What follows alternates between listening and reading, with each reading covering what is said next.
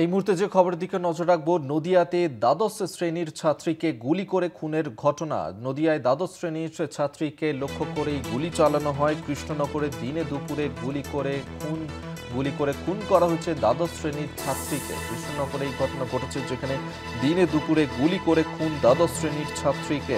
আপনাদেরকে এই মুহূর্তে বড় খবর দিচ্ছি, কৃষ্ণনগরে দিনে দুপুরে গুলি করে খুন করা হয়েছে।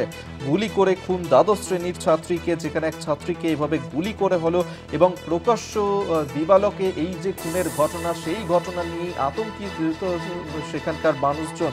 এই ঘটনায় যারা জড়িত রয়েছে ইতিমধ্যেই তাদের নিয়ে কিন্তু তদন্ত শুরু করছে পুলিশ। কৃষ্ণনগরে দিনে দুপুরে গুলি করে খুনের ঘটনা, এক দ্বাদশ শ্রেণীর ছাত্রী, তাকে প্রকাশ্য দিবালোকে খুন করা হয়েছে। এই ঘটনাকে কেন্দ্র করেই চাঞ্চল্য ছড়িয়েছে পুরো এলাকাতে। কৃষ্ণনগরে দিনে দুপুরে গুলি করে খুনের ঘটনা, দ্বাদশ শ্রেণীর ছাত্রী, তার উপরে গুলি চালানো হলো। এই যে ঘটনা, সেই ঘটনায় ইতিমধ্যেই চাঞ্চল্য ছড়িয়েছে এলাকাতে। কৃষ্ণনগরে দিনে দুপুরে গুলি করে খুনের ঘটনা, দ্বাদশ শ্রেণীর ছাত্রীকে গুলি করে খুন করা হয়েছে। কৃষ্ণনগরে শুট আউট এলাকায় চাঞ্চল্য, কৃষ্ণনগরে দিনে দুপুরে গুলি করে খুন।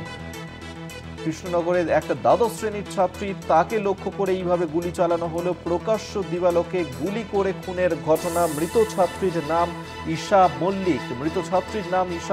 দ্বাদশ শ্রেণীর ছাত্রী সে, তাকে লক্ষ্য করেই গুলি চালানো হয়। মৃত্যু হয়েছে ওই দ্বাদশ শ্রেণীর ছাত্রীর। কৃষ্ণনগরে এই ঘটনা ঘটেছে, দিনে দুপুরে গুলি করে খুনের ঘটনা।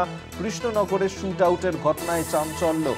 কৃষ্ণনগরে শুট আউটের ঘটনা, দ্বাদশ শ্রেণীর ছাত্রীকে গুলি করে খুন। সন্তু সাহা সরাসরি এই মুহূর্তে আমাদের সঙ্গে রয়েছেন, প্রতিনিধি। আর বিস্তারিত জানবো। সন্তু, ঠিক কি ঘটনা ঘটেছে, কেন এই ছাত্রীকে গুলি করা হলো, কে বা কারা রয়েছে এই ঘটনার পিছনে?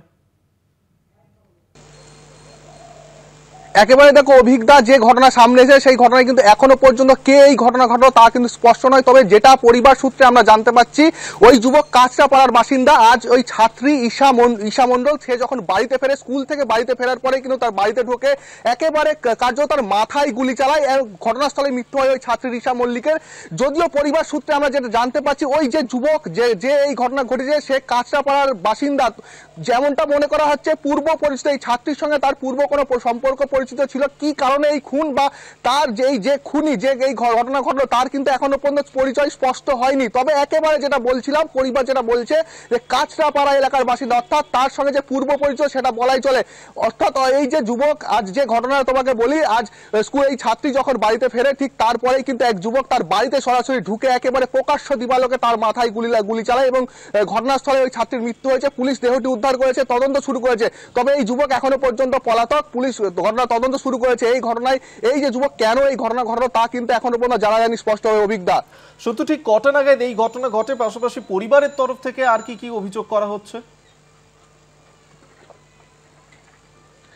দেখো, ঘন্টাখানিক আগে এই ঘটনা ঘটেছে। পরিবার সূত্রে যারা জানা যাচ্ছে, এই যে ছাত্রী আজ কিন্তু স্কুলে গিয়েছিল, স্কুল থেকে বাড়ি ফেরার পরে এই ঘটনা ঘটেছে। স্কুলে গিয়ে কোনো রকম ঘটনা ঘটেছিল কিনা সেটাও কিন্তু এখনো পর্যন্ত পরিবার বলতে পারছে না। তারা যেটা জানাচ্ছেন যে আজ এই ছাত্রী যখন বাড়ি ফেরে, ঠিক তারপরেই কিন্তু এক যুবক সেই ঘরের বাড়িতে চলে আসে এবং ঘরে ঢুকে পড়ে এবং একেবারে তাকে লক্ষ্য করে মাথায় গুলি চালানো হয়। পরিবার যেটা অভিযোগ, শুধু তাকে নয়, তার পরিবারের অন্যান্য সদস্যদের গুলি চালানোর চেষ্টা করে। যদিও পরিবারের স্থানীয়রা ছুটে আসলে কিন্তু ওই যুবক ঘটনাস্থল থেকে পালিয়ে যায়, তবে তাকে ধরা যায়নি। পরিবার সূত্রে যেমনটা আবারও বলছি, যে পরিবার সূত্রে যারা জানাচ্ছে, ওই যুবক কাঁচরাপাড়া এলাকার বাসিন্দা। তবে সে যে পূর্ব পরিচিত, অর্থাৎ সেই যুবতীর সঙ্গে কোনো রকম সম্পর্ক রয়েছে কিনা, প্রণয় ঘটিত কোনো কারণ রয়েছে কিনা বা পুরনো কোনো শত্রু রয়েছে কিনা তা কিন্তু খতিয়ে দেখবে পুলিশ। তবে এখনো পর্যন্ত যেটা জানা যাচ্ছে, ওই যুবক পলাতক এবং ছাত্রীর মৃত্যু হয়েছে। অভিজ্ঞতা, সন্তু, এই যে ঘটনা, সেই ঘটনাতে ওই ছাত্রী, তার বন্ধু বান্ধব, তার পরিজন, তাদের কাছ থেকে কি কোনো খবর পাওয়া যাচ্ছে যে কি কারণে এই যুবক তার উপরে গুলি চালালো?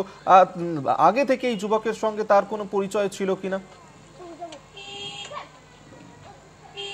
দেখো, সদ্য এই ঘটনা ঘটেছে, মাত্র এখনো 1 ঘন্টা পার হয়নি। তবে যেটা পরিবারের পক্ষ থেকে যেটা দাবি করা হচ্ছে, যে এই যুবকের সঙ্গে পূর্ব পরিচিত ছিল। অর্থাৎ এই যে ঘটনা, এই ঘটনায় এখনো পর্যন্ত বন্ধু বান্ধব বা তার সে আত্মীয় স্বজন, তাদের সঙ্গে কথা বলা সম্ভব হয়নি। একেবারে সদ্য এই ঘটনা ঘটে। তার দাদু যে ঘটনা জানিয়েছে, তারা যখন বাইরে ছিলেন, ছাত্রী বাড়িতে আসার পরে তাকে গুলি চালানো হয়। এখনো পর্যন্ত পুলিশ এই দেহটি উদ্ধার করে নিয়ে গিয়েছে কৃষ্ণনগর শক্তিনগর জেলা হাসপাতালে। আর কিছুক্ষণের মধ্যে এই যে পরিবারের পরিবারের সদস্যরা হাসপাতালে এসে পৌঁছবেন এবং তাদের সঙ্গে কথা বলে পরিবারের সঙ্গে কথা বলেই সম্পূর্ণ বিষয়টি স্পষ্ট হবে। তবে যেটা স্থানীয় প্রাথমিকভাবে মনে করা হচ্ছে প্রণয় ঘটতে কোনো কারণ থাকতে পারে বলেই মত পুলিশের। অভিজ্ঞতা। বেশ, ধন্যবাদ তো তোমাকে। সন্তোষ সাহা আমাদের সঙ্গে সরাসরি ছিলেন প্রতিনিধি, অর্থাৎ কৃষ্ণনগরে এই যে ঘটনা ঘটেছে যেখানে প্রকাশ্য দিবালোকে এক দ্বাদশ শ্রেণীর ছাত্রীকে লক্ষ্য করে শুট আউটের ঘটনা এবং মৃত্যু হয়েছে ওই ছাত্রী। ইতিমধ্যেই ঘটনার তদন্ত শুরু করেছে পুলিশ। পলাতক রয়েছে যে যুবক গুলি চালিয়েছিল ওই যুবক।